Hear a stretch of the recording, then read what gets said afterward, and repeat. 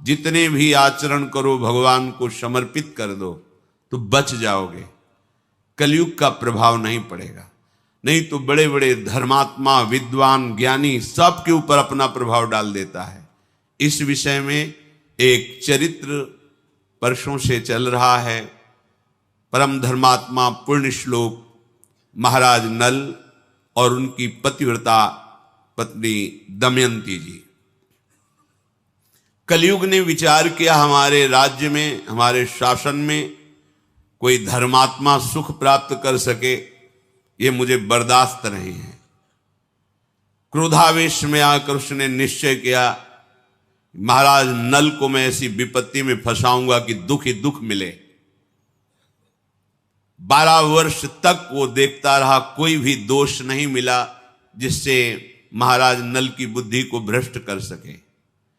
एक दिन चूक हो गई, राजकार्य के चिंतन में मगन होने के कारण लघु शंका किया और अपवित्र दशा में सूर्य अर्घादि तर्पण आदि किया, तो ये दोष हो गया।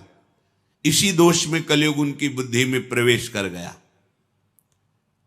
उनके जो भ्राता, छोटे भ्राता थे पुष्कर, उनके हृदय में जाकर प्रेरित किया और जुआ खेलने के लिए उन्होंने द्यूत क्रीड़ा के लिए ललकारा। क्षत्रिय धर्म के अनुसार ललकार सहन करना उनके स्वभाव में नहीं होता।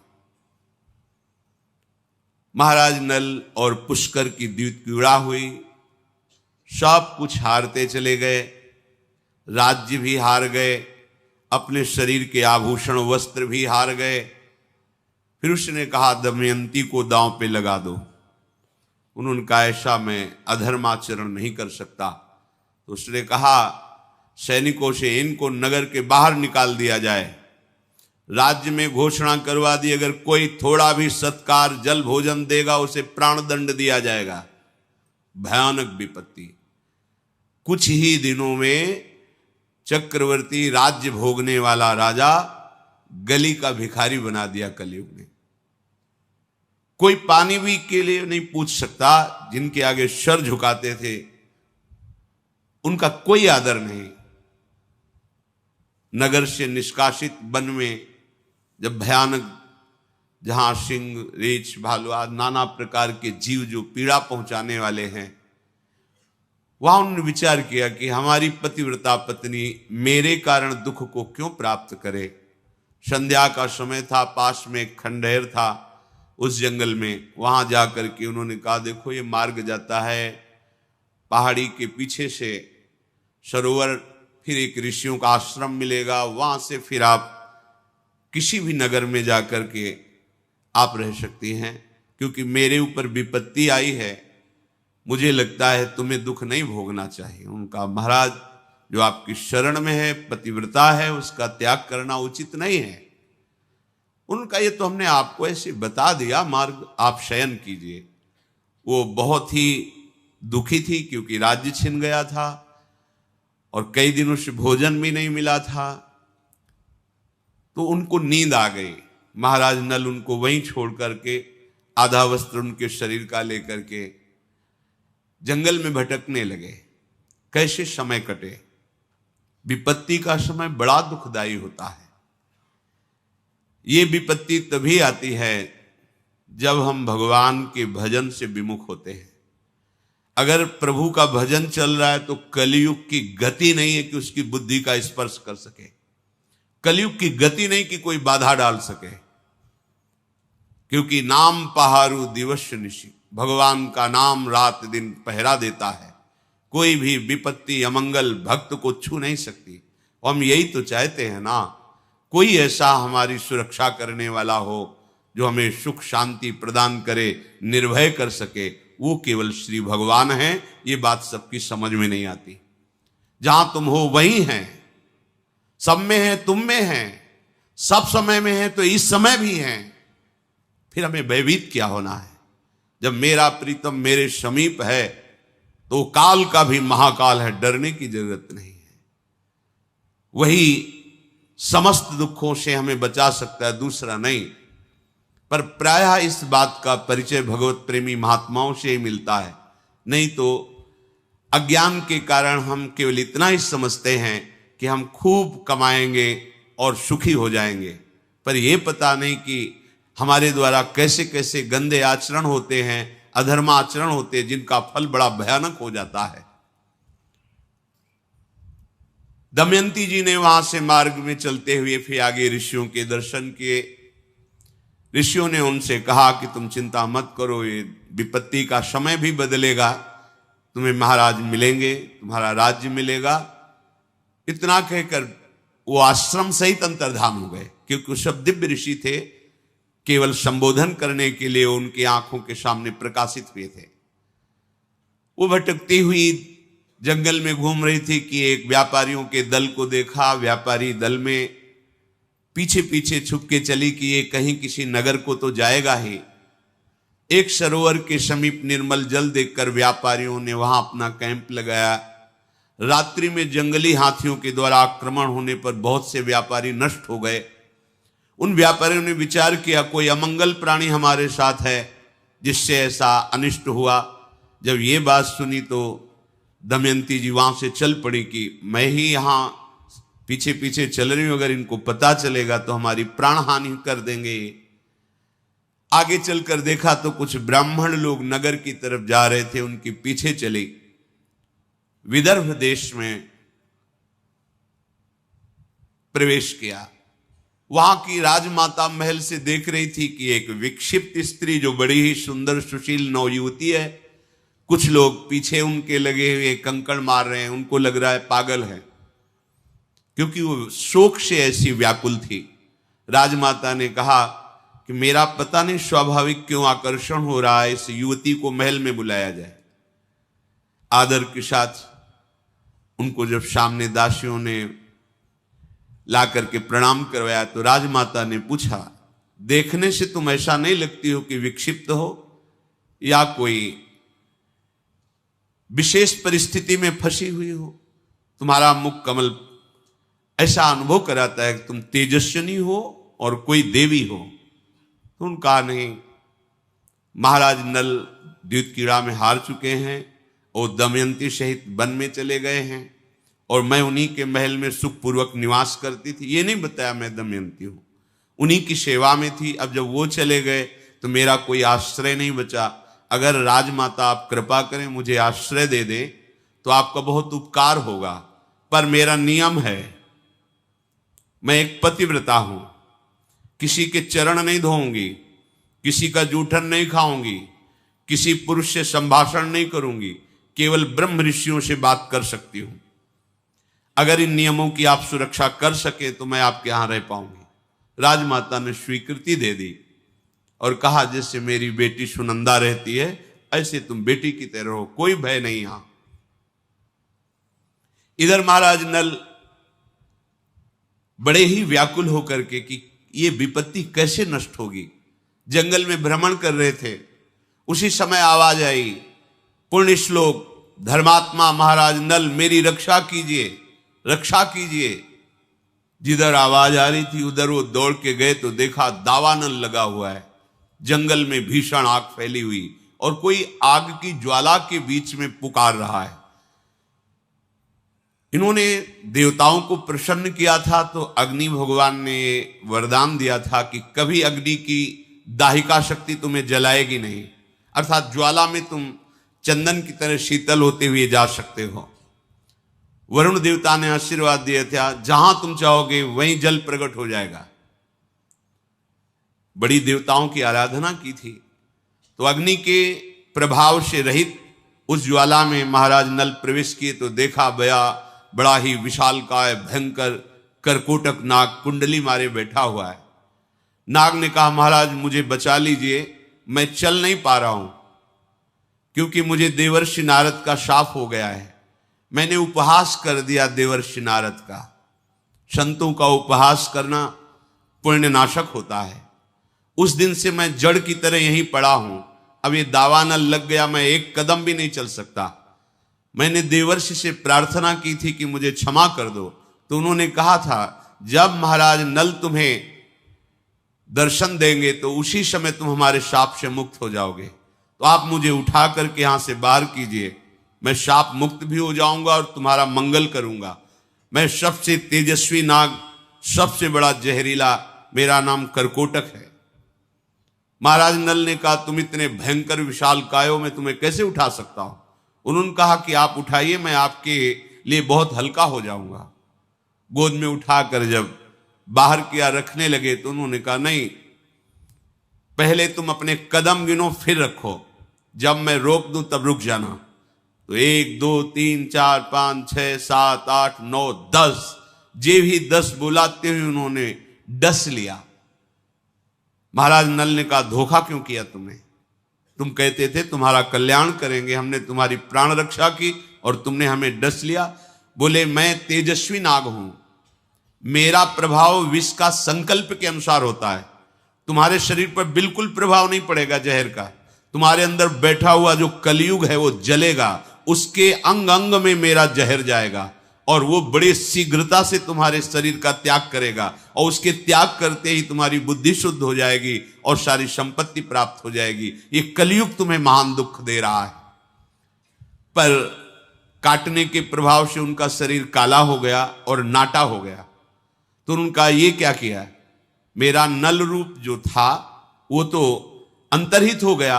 बोले, तुम्हारे काम में आएगा, क्योंकि शत्रु राजा तुम्हारा नाश कर देगा, इसलिए अब तुम्हें कोई पहचान नहीं पाएगा। आज से तुम्हारा नाम बाहुक होगा, तुम अपने को बाहुक कहना।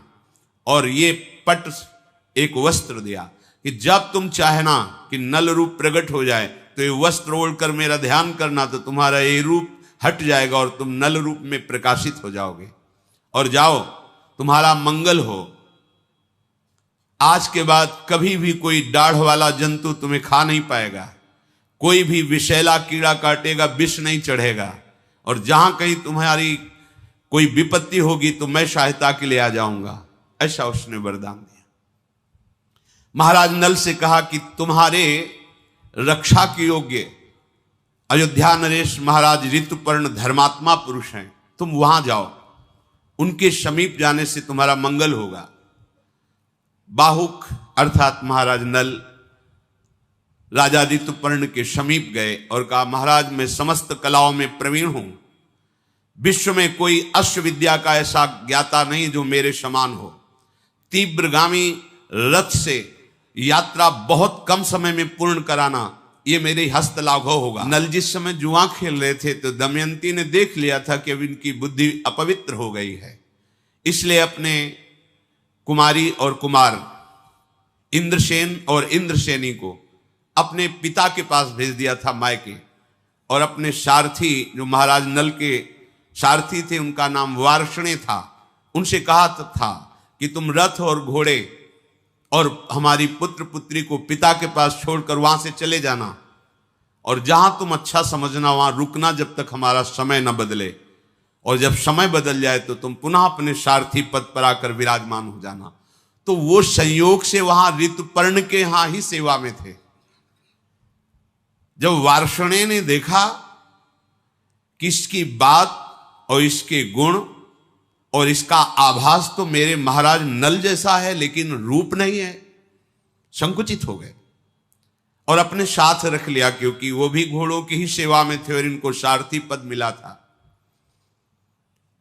इधर दमयंती जी के हृदय में बड़ी वेदना हो रही थी कि मैं तो महल में रह रही हूं लेकिन मेरे पति प्राणेश्वर पता नहीं किस विपत्ति को सह रहे हैं। जब कुमार कुमारी वहां छोड़े गए तो उनको पता चला परिस्थिति का, तो उन्होंने शास्त्रों ब्राह्मणों को बुलाया और दक्षिणा देकर कहा कि आप दिशाओं में जाइए और सब जगह खोज कीजिए, अगर नल दमयंती का पता आप लगा लेते हैं तो आपको कई हजार गौएं, स्वर्ण मुद्राएं और नगर ये आपकी सेवा में हम समर्पित करेंगे। वहां जाकर राजमाता से कहा, तुम्हारे यहां कोई नवयुवती दासी आई हुई है, हम दर्शन करना चाहते हैं।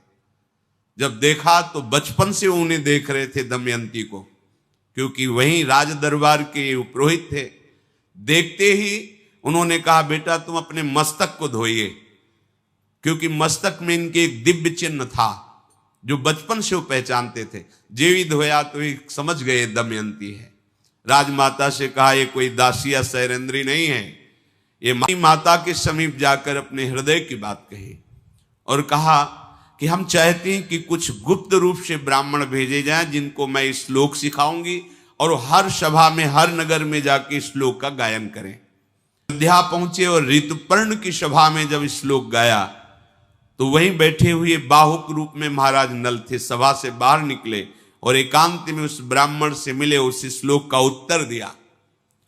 दमयंती ने कहा था जो शब्द बोले जाएं वैसे ही शब्द हमारे सामने कहा जाए। ब्राह्मण लोग आए और बताया दमयंती से कि राज चिन्ह तो कोई नहीं दिखाई दे रहा था, वो महाराज ऋतुपर्ण के सारथी हैं, काला शरीर है, नाटा स्वरूप है, पर उन्होंने उत्तर में आपके श्लोक का यही दिया था कि कोई भी पतिव्रता पत्नी अपने पति पर दोष नहीं करती। दमयंती जी ने कहा निश्चित महाराज नल ही हैं, दूसरा कोई नहीं, पर रूप क्यों नहीं है ये मुझे पता नहीं। दमयंती जी ने कुछ ब्राह्मणों को भेजा कि केवल महाराज अयोध्या नरेश ऋतुपर्ण से जाकर कहो कि दमयंती ने वरण करने के लिए दूसरा स्वयंवर रचा है, बहुत से राजा और राजकुमार आए हैं, आपका भी निमंत्रण है, पर वो बड़ी शीघ्रता से स्वयंवर रचा है, इसलिए समय नहीं है, सुबह ही स्वयंवर है, ऐसा बोलना जाके। ब्राह्मणों ने ऐसा ही किया। ऋतुपर्ण जी ने दमयंती का स्वरूप, सौंदर्य, महिमा सुनी थी। उन्होंने कहा कि कोई हमें सुबह तक पहुंचा ही नहीं पाएगा, 100 योजन अयोध्या से दूर है, कैसे कुंडनपुर में हमें सुबह तक कोई पहुंचा सकता है। तो सारथी बाहुक ने कहा सुबह तो बहुत समय होता है महाराज, मैं संध्या होते होते आपको पहुंचा दूंगा। तो उनका बातें बनाने से नहीं होता, बहुत बड़ी यात्रा है, 400 कोस दूर, 100 योजन का मतलब 400 कोस दूर, और रथ से इतने कम समय में पहुंचा देना। उनका महाराज मेरी यही अश्वविद्या है। कह रहा है कि महाराज नल पधार चुके हैं, रथ की घड़घड़ाहट से मुझे अनुभव हो गया ऐसा रथ केवल महाराज नल चला सकते हैं। पर यहां 3 दिखाई दिए, एक महाराज ऋतुपर्ण, दूसरे वार्ष्णे और तीसरा वो जो काला और नाटा। तो महाराज नल कहां हैं? और मुझे आभास हो रहा है कि मेरे पति पधारे हुए हैं। जो सत्य पे चलता है उसका हृदय कभी मिथ्या संकेत नहीं करता, जो सत्य बोलता है उसकी वाणी कभी मिथ्या नहीं होती। जो पातिव्रत धर्म से युक्त है वो अपने पति के सामीप्यता का आभास निश्चित कर लेती है। दमयंती जी ने अपनी दासी से कहा कि आप जाकर के इनकी चेष्टाओं पर नजर कीजिए। ये महाराज ऋतुपर्ण के सारथी के रूप में जो है, क्या मेरे महाराज नल हैं? पर महाराज नल तो बड़े तेजस्वी, गौरांग बदन, और ये काले रंग के। विश्वास मेरा कहता है ये महाराज नल है, पर प्रमाण कहता है कि ये नल नहीं है, जो बाहुक रूप में है। दमयंती ने अब निश्चय किया कि अब मैं दर्शन करूंगी, अब कोई संशय नहीं, मेरे महाराज नल ही हैं। मां से कहा मां, ये जो बाहुक सारथी है, अब संदेह नहीं, मैंने परीक्षा करके देख लिया है, मेरे पति महाराज नल हैं, सारे लक्षण महाराज नल के हैं, केवल रूप नहीं है। इसलिए मैं स्वयं जाकर के देखना चाहती हूं, पर जब तक आपकी आज्ञा नहीं होगी तब तक मैं ना उनके पास जा सकती हूं ना उनको बुला सकती हूं। आप आज्ञा कीजिए, मैं जाऊं या आप बुला दीजिए उनको महल में। दमयंती के ऐसा कहने पर महारानी ने विदर्भ नरेश भीम को यह सूचना दी कि आपका आदेश मिले तो महल में उनको बुला लिया जाए। उनका आदेश हो गया। महाराज नल को राजभवन के भीतर महल में लाया गया। दमयंती ने राजा नल के नेत्रों में, सब छुप सकता है लेकिन नेत्र नहीं छुप सकते। मुझे पता चल गया है कि तुम जान गई हो कि मैं हूं, तो आप देखो राज्य नष्ट हो गया, सारी विपत्तियां थी। अगर उस समय कलयुग मेरी बुद्धि में बैठा था और मैं तुम्हें त्याग न देता तो पता नहीं कौन से संकट में तुम फंस जाती, इसलिए मैंने तुम्हारा त्याग किया था। मैंने धर्म से चल करके, तपस्या के द्वारा कष्ट सह करके कलयुग को परास्त कर दिया है। अब हमारे दुखों का अंत हो गया है। ये पापी कलयुग जिसकी भी बुद्धि में बैठ जाता है उसका सर्वनाश कर देता है। इसने मेरा सर्वनाश कर दिया। मैंने तो कुछ किसी का बिगाड़ा नहीं, पर ये बैठ करके हमारा ये युग धर्म का प्रभाव है। एक ही उपाय है जिससे इसके प्रवाह से आप बच सकते हो, ये बहा के ले जाएगा। कलयुग केवल नाम आधारा, सुमिर सुमिर नरूत रही पारा। यदि नाम जप करोगे तो तुम्हें कलयुग का प्रभाव परास्त नहीं कर पाएगा। ये अपने प्रवाह में प्रवाहित, मान लीजिए बड़ी दुर्गति होती है, जाओगे प्रमाणित हो जाओगे तो तुम्हें खुद पता चलेगा। तो सत्संग के द्वारा, शास्त्र श्रवण के द्वारा अपने लोग जान रहे हैं कि भयानक वेदना दंड दिया जाता है नरक में अगर हम ऐसे ऐसे आचरण करेंगे, और ये आचरण करवाने में समर्थ है कलयुग। इसका प्रभाव है। बच सकते हो तो केवल भगवान नाम से। इसीलिए चीख चीख के कहते हैं कि शाप साधनों को करने की सामर्थ्य अब नहीं रह गई कि आप तो बात सब कोई कर सकता है। बच्चा हो, बूढ़ा हो, कोई पढ़ा लिखा हो ना हो, जो जहां जैसे भी राधा राधा राधा राधा।